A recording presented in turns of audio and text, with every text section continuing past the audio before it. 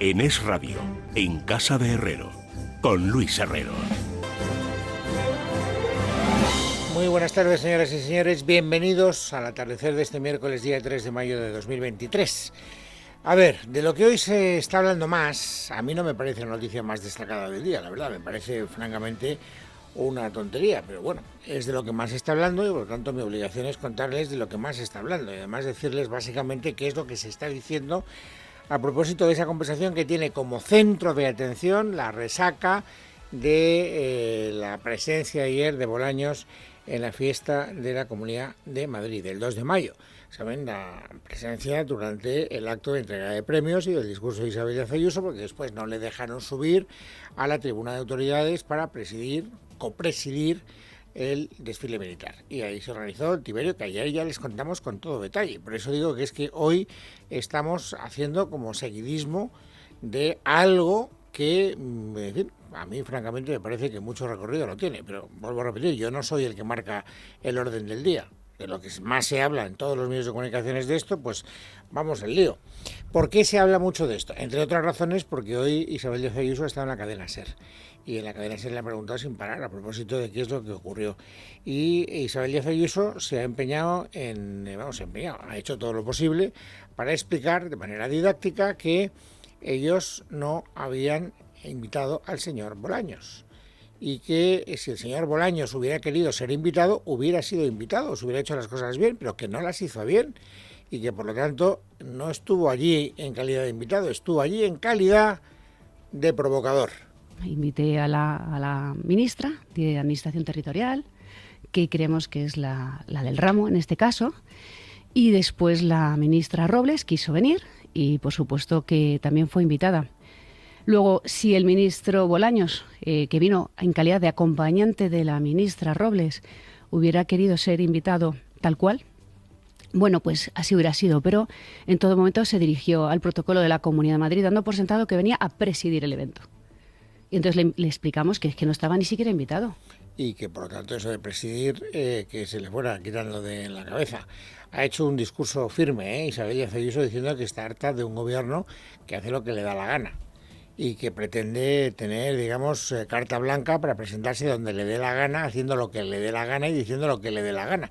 Y ella se siente muy cómoda, no hoy, se siente muy cómoda desde hace muchos meses, desde hace años, buscando el antagonismo personal con Pedro Sánchez y con el gobierno. Este es un papel, un rol en la crónica política que le está dando muy buenos resultados. Luego hablaremos de las encuestas y también parece que al Partido Popular las cosas le van un poco bien. Bueno, les decía, la conclusión a la que llegaba Isabel Díaz Ayuso, luego veremos que otros discrepaban de esa conclusión, pero bueno, la suya, en la cadena SER, era la que les decía hace un instante, que es que Bolaños acudió en calidad de provocador. Tiene que haber un respeto y esto no es como una llave máster que abre todas las habitaciones de un hotel. Soy el presidente y voy, o soy el gobierno y hago lo que me da la gana en todas partes porque soy el gobierno, como decía ayer el señor Bolaños. Pues no, usted no tiene por qué venir. Si usted quiere ser invitado, hágalo bien como lo hizo la ministra Robles y será invitado y no hay más problema. Pero si sabe que no está invitado y aún así advierte que se piensa presentar y que viene a presidir, viene a provocar. Insisto, a provocar, porque esto es lo que estaba buscando. Bueno, esta es la interpretación de Isabel Díaz Ayuso y es curioso porque buena parte de la mañana esta entrevista se produjo a primera hora y no crean que durante buena parte de la mañana yo decía, bueno, vamos a ver si el gobierno quiere entrar, pero el gobierno no entraba. Es decir, ni siquiera el Partido Socialista entraba, ni siquiera el portavoz parlamentario, ni siquiera, yo qué sé, el que estuviera de turno para dar en réplica o alimentar los medios de comunicación. Y yo interpretaba erróneamente que había ahí como una especie de tácita reconsideración, autocrítica, diciendo, pues ayer metimos la pata, yo creo que esto a quien más beneficia a Isabel Díaz Ayuso, lo mejor es que nos quitemos del medio. Y tal vez por eso, no lo sé, esto ya es interpretable, el que sí que agitaba las aguas a media mañana era Pablo Iglesias. Y Pablo Iglesias acusaba directamente a la izquierda de haberse dejado humillar por la derecha. La derecha ayer humilló al Partido Socialista, porque la derecha en esto va sobrada. Ellos están acostumbrados a ejercer el poder, lo tengan o no lo tengan. Y tiene muy claro qué es lo que él hubiera hecho si hubiera estado en el pellejo de Bolaños. Una jefa de protocolo de la Comunidad de Madrid no puede parar físicamente a un ministro del Gobierno del Estado. Y si la Comunidad de Madrid entiende que asume el bochorno de que esta señora detenga a un ministro del gobierno, a mi entender, el ministro del gobierno tendría que haber asumido el bochorno de decirle a sus escoltas: me apartan ustedes, por favor, a esta señora, porque estoy representando al gobierno de España y yo represento a la soberanía popular. Bueno, le han comentado a Isabel Díaz Ayuso, ya después de la que acaba de ser, en un canutazo que ha tenido durante un acto callejero, que Iglesias había hecho estas declaraciones que acaban ustedes de escuchar. Y la señora Díaz Ayuso, que no se corta un pelo, ha querido replicar al señor Iglesias. ¿En qué términos? Escuchen. Viniendo de un señor que azotaría a las mujeres hasta hacerlas sangrar, a mi jefa de protocolo la puede respetar, un señor que no entiende de las formas. Bueno, es que quería contestar a Pablo Iglesias, es que no sé, ya no recordamos ni quién era. Bueno, pues este es el pequeño rifirrafe. Insisto, esto es lo que ha ido alimentando un debate en el que el gobierno ha tenido que entrar forzado, porque hoy se había reunido el Consejo de Ministros. Generalmente se reúne los martes, pero como ayer era festivo, pues se ha reunido hoy miércoles, y después del Consejo de Ministros pues ha habido rueda de prensa posterior al Consejo de Ministros. Y a la ministra portavoz tengo que decir que no lo ha dicho ella de oficio. Ella ha ido, ha comunicado los acuerdos del Consejo de Ministros, y después, cuando se ha producido el debate, la rueda de prensa con los periodistas que estaban allí, pues le han preguntado no una, ni dos, ni tres, ni cuatro, ni cinco, ni seis veces, a propósito de Bolaños. Le han preguntado indefinidas veces. Y ella se ha puesto de perfil, la mayor parte de ellas. Si hubiera que sacar lo que a mí me parece mollar, es decir, la acusación de calado que le ha dirigido Isabel Rodríguez a Isabel Díaz Ayuso, yo me quedaría, y por eso quiero que la escuchen, con esa frase. Sinceramente, creo que es un paso más en una campaña de deslegitimación de este gobierno, del gobierno de España. Una campaña del Partido Popular. Y lo digo con pesar, porque este tipo de campañas de atacar a gobiernos legítimos están ocurriendo en otras partes del mundo. Pero cuando ocurren en otras partes del mundo, las protagonizan partidos antisistemas o partidos extremistas. Por lo tanto, ahí está el mensaje electoral. El Partido Popular es un partido antisistema, un partido que practica las actitudes que habitualmente son propias de los partidos antisistema. Este es un mensaje que no es nuevo, desde luego, pero que vuelve a reverdecer en el argumentario del gobierno. También le han preguntado a la señora Díaz Ayuso en ese canutazo reciente a propósito de estas declaraciones de deslegitimar al gobierno. La respuesta de Ayuso a esta afirmación de la ministra portavoz ha sido esta. Resulta que está el Partido Popular en Madrid creciendo hasta alcanzar a lo mejor una amplia mayoría histórica, y el Partido Socialista y la izquierda hundiéndose en la Comunidad de Madrid, que ya está en la tercera fuerza. ¿Y soy yo la que necesita esto? ¿Soy yo la que, después de tantos meses de trabajo honrado para que todos los madrileños tuvieran un día brillante, soy yo la que busco esto, deslegitimar este día? Bueno, y ustedes dirán, bueno, pues puede ser más entretenido, pues fíjese, pues esto de ver cómo unos se meten con otros, cómo se replican, cómo se contestan, pues tiene cierto morbo, cierto atractivo, es más divertido, nos saca de las sesudas cuestiones que nos ocupan habitualmente. Y yo les digo, bueno, desde ese punto de vista sí. Ahora, desde el punto de vista de la enjundia de la noticia, pues ya me dirán ustedes esto a dónde nos lleva. Es verdad que estamos en pre-campaña electoral y que hay muchas tracas y muchos juegos artificiales en una campaña electoral, y si lo queremos interpretar de esa manera, insisto, pues adelante con los faroles, pero de verdad que creo que esto no nos lleva a ninguna parte. Es más, creo, esta es una opinión personal, una percepción personal, que esto a quien le viene mejor es a Isabel Díaz Ayuso, por lo que les decía hace un instante, porque ella, en el antagonismo con el gobierno de Pedro Sánchez, se siente cómoda. Ella no suele rivalizar con Mónica García. Bueno, lo hace cada vez que hay un pleno en la Asamblea, no digo que no lo haga, pero cuando quiere titulares en la prensa no se fija en Mónica García o en Juan Lobato, se fija en Pedro Sánchez, y su antagonista es Pedro Sánchez. De ahí que tenga esa vitola de ser siempre como una lideresa en la reserva, por si acaso en algún momento determinado la derecha necesitara a alguien que llevara al Partido Popular. Eso no se plantea en este momento. El señor Feijóo es el presidente del Partido Popular y lo será en las próximas elecciones, desde luego las del 28 de mayo, y después con toda seguridad en las elecciones de diciembre, en las elecciones generales. Y sobre las elecciones generales tenemos hoy noticias, porque hoy el diario El País ha actualizado su barómetro de 40 dB. Y hay tres conclusiones muy claras. La primera, el Partido Socialista baja. Segunda, el Partido Popular sube. Y tercera y fundamental, la irrupción de Yolanda Díaz perjudica a la izquierda si no hay un acuerdo con Podemos. Son muy distintos los resultados con 3 candidaturas en el sector de la izquierda a 2 candidaturas en el sector de la izquierda, pero notables diferencias. Javier García. Sí, lo hace tras publicar el barómetro del mes de mayo realizado por 40DB, el cual muestra que la desunión entre Podemos y Sumar únicamente beneficia a la derecha.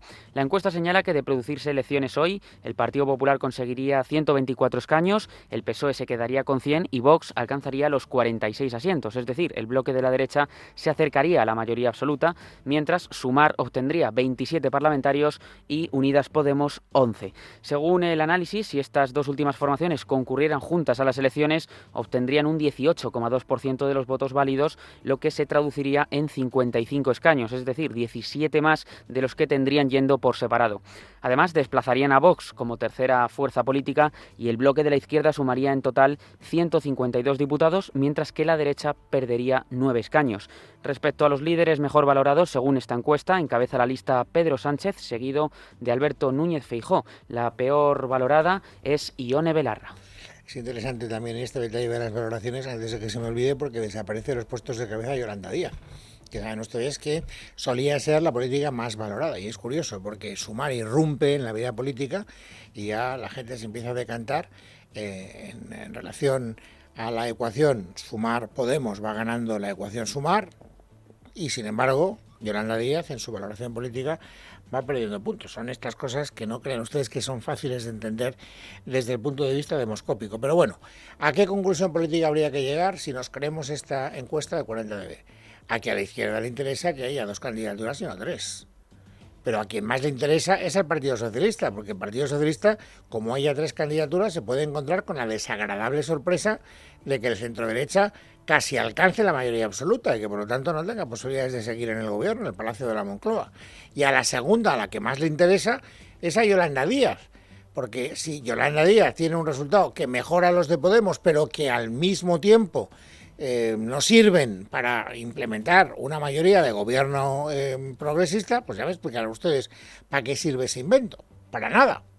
Bueno, pues ni el PSOE ni Sumar han querido hoy comentar esta encuesta y llegar a la conclusión obvia. El único que lo ha hecho ha sido Pablo Iglesias. Podemos y Sumar deben acudir en coalición juntos a las elecciones generales. No solamente es posible, es imprescindible. Yo creo que el mecanismo es obvio. Escuchar es dejar que la gente hable, y yo creo que unas primarias abiertas, como vimos en Italia, como hemos visto en Chile, es la manera razonable de que esas 2 formaciones políticas vayan juntas. Bueno, esto es lo que dicen las encuestas y esta es la conclusión a la que llega Pablo Iglesias. A mí me parece que es una conclusión de cajón, insisto, si nos creemos la encuesta del diario El País. Pero los planes del gobierno van por otro lado. El gobierno cree que la situación económica está siendo mucho menos mala de lo que cabía prever y que por lo tanto puede vender una buena gestión, y que vendiendo esa buena gestión económica del gobierno, en las urnas el Partido Socialista no sufrirá el castigo que según las encuestas parece que va a sufrir. Y yo creo que tiene muy claro también el Partido Popular que esa va a ser la estrategia del Partido Socialista, del gobierno, del propio Pedro Sánchez. Por eso se está poniendo la venda antes de la herida. Por eso, hoy, el señor Núñez Feijóo ha hecho en voz alta esta consideración. La factoría de innumerables publicistas de Ferraz y de Moncloa han hecho circular en los últimos días el nuevo mantra. El nuevo mantra consiste en decir que el gobierno es un ejemplo de gestión económica. En fin, hay triunfalismos que pueden resultar inocuos, pero otros son casi una ofensa a quien los escucha. Bueno, pues eso es lo que dice el señor Feijóo, pero el gobierno naturalmente hace caso omiso, le entra por un oído y le sale por el otro. ¿Por qué? Porque hoy, como les decía hace un instante, ha habido Consejo de Ministros y después rueda de prensa del Consejo de Ministros. ¿Y quién estaba acompañando a la ministra portavoz? La vicepresidenta económica del gobierno, Nadia Calviño. ¿Para qué? Pues para presumir de buena gestión económica del gobierno, porque es la gran base electoral y no hay día en el que no tengan una oportunidad y no la aprovechen. 3 referencias, para que ustedes sepan el resumen, yo creo que completo, de lo que ha dicho la ministra Calviño en esa comparecencia. Primero, lo que más nos preocupa, la inflación. Tranquilidad, que todo está bajo control. España se mantiene entre los países con menor inflación de la Unión Europea, con un 3,8% según el indicador adelantado de abril que conocimos el viernes pasado. Y lo más importante es que esta contención se acompaña ya de una bajada de la inflación subyacente. Segundo asunto, el paro. No va mal, pero va a seguir yendo mejor. Una de las características principales de este ciclo económico es el excelente comportamiento del mercado de trabajo, gracias a la fuerte actividad económica y a la reforma laboral. La buena marcha del empleo es sin duda el principal factor de estabilidad y de seguridad para las familias. Los datos correspondientes al primer trimestre del año nos muestran la fuerte aceleración de la ocupación, que está en máximos históricos. Bueno, si fuéramos a la hemeroteca encontraríamos declaraciones como estas prácticamente todos los días por parte de Nadia Calviño. No dice nada, absolutamente nada que sea nuevo. ¿Por qué utiliza la tribuna del Consejo de Ministros? Pues por algo que ya se ha convertido desgraciadamente en norma. Y es que el Gobierno sabe que ahí tiene un altavoz que sirve también para repetir mensajes electorales y la utiliza para que el mayor número de gente posible sepa una y otra vez que lo que dice el Gobierno es que la economía va estupendamente bien porque ellos son mejores gestores económicos. Esto es lo que viene diciendo Pedro Sánchez desde hace tiempo, que incluso la derecha. El mantra del que hablaba Feijóo hace unos instantes. Es interesante porque probablemente ustedes recuerden que los últimos días, ayer sin ir más lejos, desde Unidas Podemos, que es el otro partido que gobierna, el que está en coalición con el PSOE en el Banco Azul, le decía al Gobierno que esta legislatura no quedaría completa si no se tomaran 2 medidas económicas más, que ellos exigen prácticamente a diario. Topar los precios de los alimentos en la cesta de la compra y topar las hipotecas. Y hoy le han preguntado a Nadia Calviño a propósito de estas 2 cuestiones. ¿Va usted a hacer caso a sus socios? ¿Va a establecer esos topes? De la respuesta de Calviño se infiere que no, que el Gobierno está tranquilo y satisfecho con las medidas que ha tomado y que no hace falta, por lo tanto, ninguna adicional.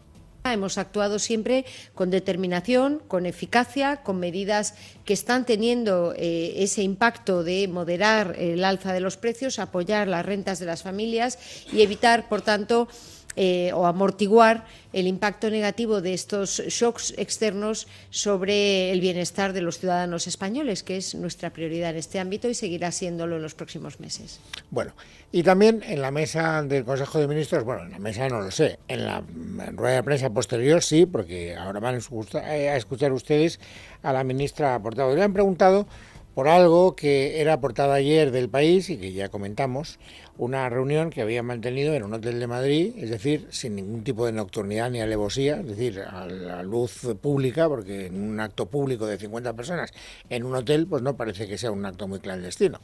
Y en ese acto el señor Núñez Feijóo se reunió con 40 o 50 fiscales de la Asociación de Fiscales, que es la mayoritaria en la carrera y la que generalmente asociamos con el sector conservador, para entendernos y para decirlo todo. Bueno, pues hoy, ya ayer Bolaños dijo que esto era un escándalo, que necesitaba que el Gobierno, que el señor Feijóo explicara inmediatamente por qué había ido. Y le han preguntado hoy a la ministra portavoz por esa reunión y si compartía la preocupación de Bolaños y si tenía que dar explicaciones el señor Feijóo con la vehemencia con que ayer se la reclamaban. Y la respuesta de Isabel Rodríguez ha sido esta. Lo grave del caso que usted menciona no es que se produjera una reunión, sino el objeto de la reunión. Y el objeto de la reunión es la instrumentalización de la justicia. La gravedad de ese encuentro es que se pone de manifiesto algo que después no se explica a los españoles, y es en qué consiste ese afán de derogación, de no proponer nada sino ir contra todo. ¿Qué es lo que quiere derogar? Está muy bien que se lo cuente a los fiscales, pero lo que le pide el Gobierno al líder de la oposición es que, además de contárselo a los fiscales en una comida, en un hotel a puerta cerrada en Madrid, se lo cuente a todos los españoles. Pero si se lo está contando todos los días. Señora Rodríguez, es que yo hay alguna consideración que de verdad no entiendo. Ella empieza restándole importancia a la reunión porque luego trascendió, yo se lo contaba ayer, pero debe ser que el Gobierno se enteró tarde. Y hoy, en la rueda de prensa, le preguntaron a Isabel Rodríguez, oiga, ¿le sigue dando usted tanta importancia a esa reunión que tuvo el señor Feijóo con los fiscales después de saber que también se habían reunido los mismos fiscales en el mismo sitio, con el mismo número, con el señor Iceta, que es miembro del Gobierno del Partido Socialista? Y entonces, claro, por eso ella dice, lo importante no es que se produzca la reunión, sino esto de derogar, que nos diga que quiere derogar. Pero señora portavoz, si usted lee la prensa, y debería, porque es su jurisdicción, verá que todos los días el señor Núñez Feijóo habla de lo que va a derogar si tiene la oportunidad de hacerlo cuando llegue al gobierno. O sea que no sé qué secreto hay. Si es público, si no hay nada, absolutamente nada de lo que se dijera en esa reunión por parte del señor Feijóo que no lo haya dicho 14.534 veces en las comparecencias que hace en público. De ahí que en su partido, me refiero al Partido Popular, el señor Bendodo haya querido restarle importancia a esta polémica, diciendo cosas que son, por otra parte, bastante obvias. Lo normal es que los dirigentes políticos de este país se reúnan, hablen, dialogan, no solo entre ellos, sino con muchísimos colectivos de todo tipo, tanto el líder del gobierno como el líder de la oposición. No solo el presidente Feijóo se ha reunido con miembros de la Fiscalía o de la Judicatura en los últimos tiempos, también lo hizo el presidente Sánchez. Y el señor Iceta, con estos mismos fiscales. Y el fiscal general del Estado, con el Partido Socialista en Galicia. Antes de serlo, lo digo porque es que ahora resulta, esto a mí me recuerda esa escena tan buena de Casablanca. Casablanca está repleta de buenas escenas, pero hay un momento en el que el inspector Renault finge diciendo: qué escándalo, en este lugar se juega. Todo el mundo sabía que el señor Renault era uno de los que más jugaban a la ruleta y era un lugar donde la gente iba a jugar a la ruleta. Bueno, pues todo el mundo sabe que este tipo de reuniones la hacen todos. El propio fiscal general del Estado, insisto, estuvo reunido con los socialistas gallegos justo antes de ser fiscal general del Estado. Y sin embargo, el que más se rasga las togas hoy, donde hay más enfado por esta reunión, es en la Fiscalía General del Estado. Miguel Ángel Pérez. Buenas tardes. La Fiscalía General del Estado ve con enorme preocupación la reunión mantenida el pasado mes de abril durante una cena por el presidente del Partido Popular, Alberto Núñez Feijóo, y miembros de la Asociación de Fiscales AF por el daño, dicen, que cree que causa a la imagen del Ministerio Público y a la independencia con la que trabajan sus miembros.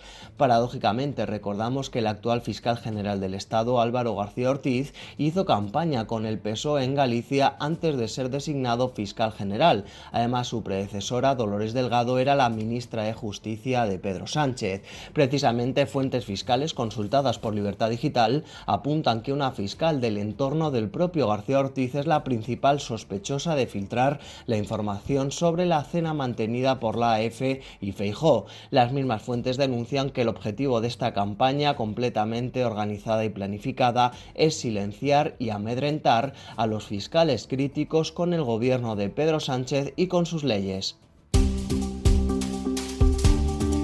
Miércoles 3 de mayo de 2023. Vamos, amigos, ahora a completar el paisaje informativo sobresaliente de este día. Esther Nieto, bienvenida. Buenas tardes. Buenas tardes, Luis. El Kremlin ha acusado este miércoles a Ucrania de un intento de asesinato contra el presidente ruso Vladimir Putin usando 2 drones, al tiempo que ha recalcado que ambos aparatos tenían como objetivo la sede de la presidencia rusa.